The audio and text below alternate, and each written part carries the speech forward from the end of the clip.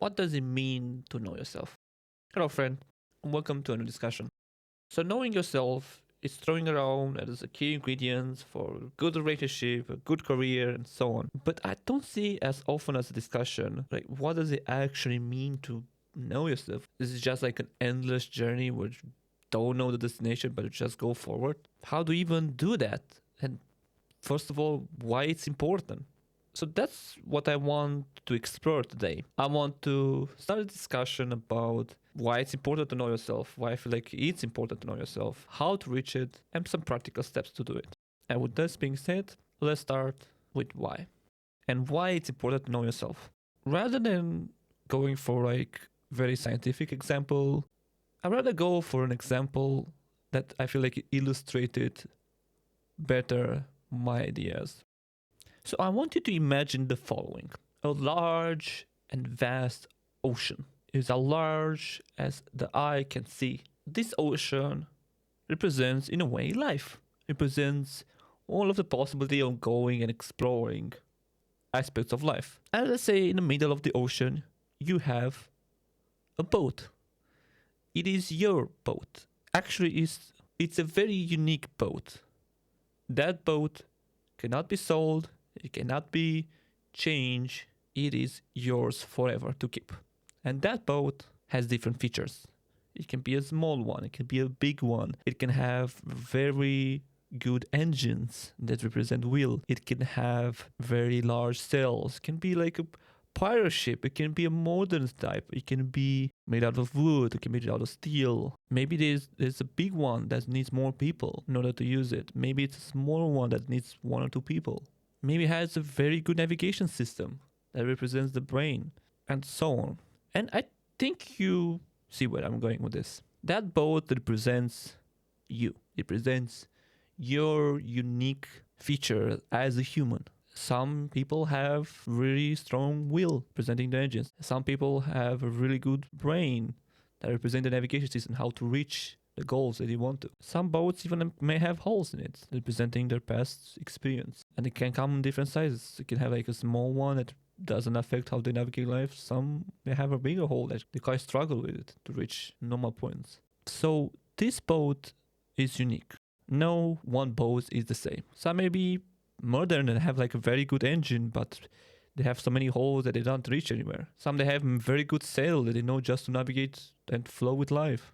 Some they have a very strong or very modern, let's say, navigation system, but they lack the engine to use it, and so on. And what I want you to imagine now is you have this boat, you have given this boat, but you know nothing about it. It's like the first time you've ever seen a boat. You don't know how to navigate it, you don't know how to use it. It feels clunky, it feels large, you don't know what kind of engine you use, don't know what if it has an engine, you don't know how to use it. It's a total mess. And what most people do, they go for the easy way to just keep it working. And that means usually to set sail and let the wind take the driving place. Let the events that happen in life drive you forward. Or not forward is representing somewhere. That's what I wanted to envision this. Knowing yourself is like knowing how to use that boat. And knowing how to use that boat, it represents how well you navigate life. So that's how I want you to envision it. Knowing what is your unique boat, and also you have your strengths. Every boat has it. Every boat has his strength and his limit. So that's why I feel like it's important to know, because it'll help you navigate life.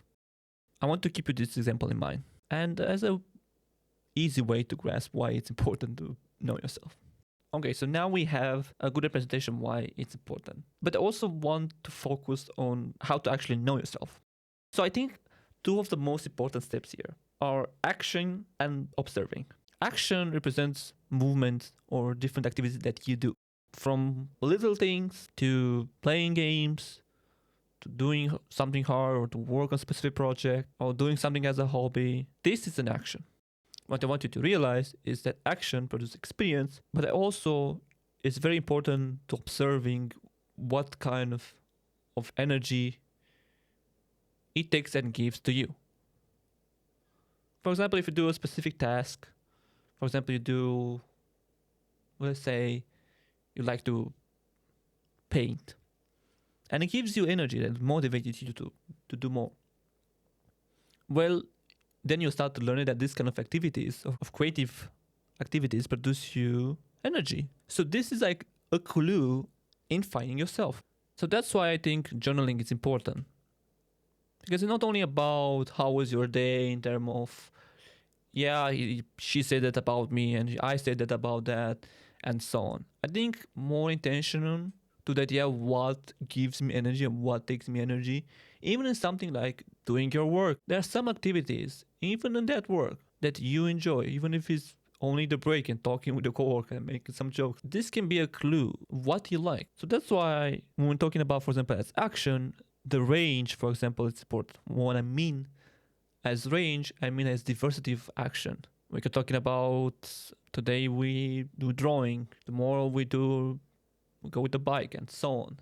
Like the range is important, and trying different things to see what you like is important, and getting feedback on that is as important as the action itself. So that's why I want you to see it is firstly to be curious about yourself, but also like when you take a different action, try to analyze what kind of energy it gives or takes from you. And when you do a specific action and you try to analyze it, it produces a learning point of, okay, I enjoy being more introvert and enjoy more solitude times, or being more extrovert, just an example.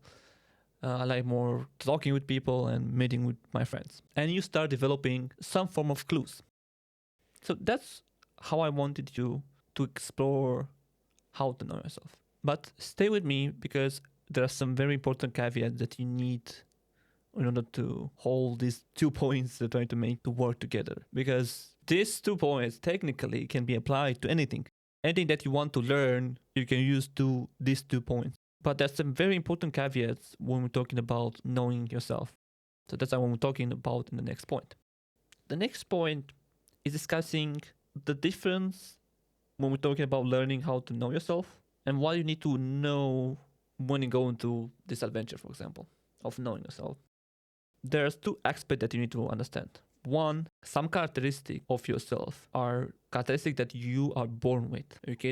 You cannot change them. What I mean by that is, for example, like if you're an introvert and you get time or you get your energy for being alone, as an introvert, you may not lose your energy as much when you're with a large group of people. You still get the energy back when you're alone. You can change how less draining it is to be with around the people, but you cannot change, for example, to be 100% to be like more introvert to go suddenly extrovert. I would say it's impossible, but you have some distinction. And the second part is some aspects of your life that come from external factors, something like religion, family, school, culture, everything that is outside, that is external, that you learn, either from society, even from your like friends, even from family.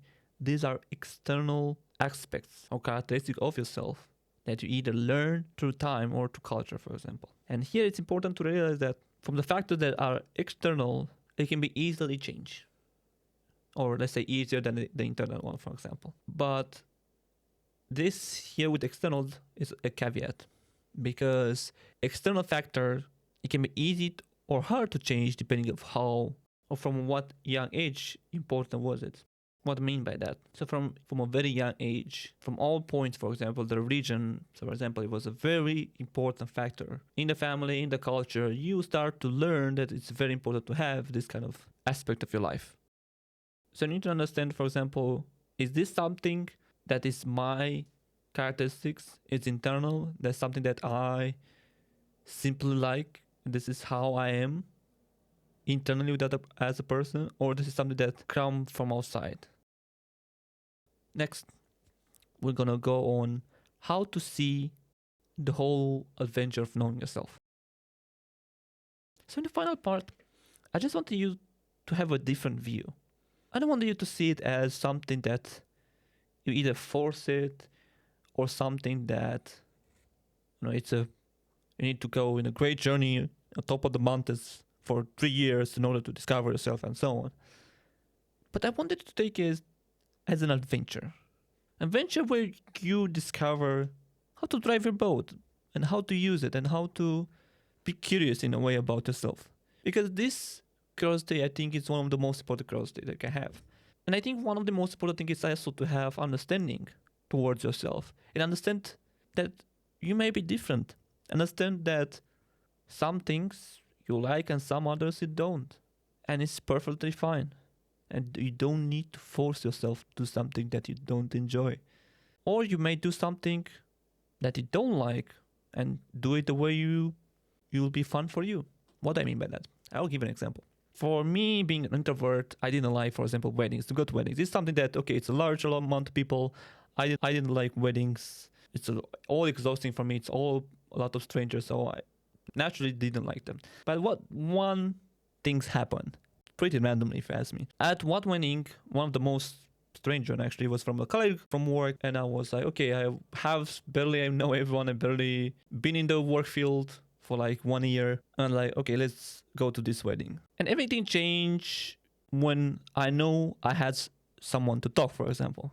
I like deep discussion. That's why I'm doing this video. I like idea of meaningful ideas of talking about life and so on. And I had the people, because some of my colleagues are really interesting people that I really like to talk with them and really have the time to talk.